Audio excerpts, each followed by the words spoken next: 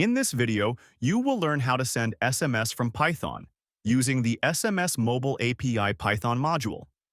Before we get started, it is important to know that by using the SMS Mobile API Python module, the SMS will be sent from Python using your mobile phone via SMS Mobile API and not through a third-party provider.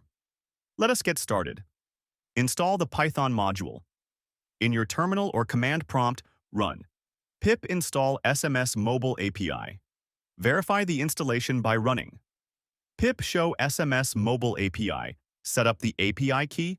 Retrieve your API key from one of the following sources: the email received after registration, the help section in the SMS Mobile API app, the dashboard on the website by visiting the link that is being shown. Write a Python script to send SMS.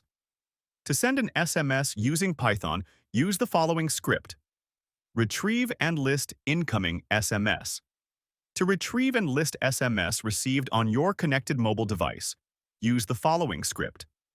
This functionality can be useful in the following use cases: automate responses based on incoming SMS content, build SMS-based workflows such as customer inquiries or feedback systems.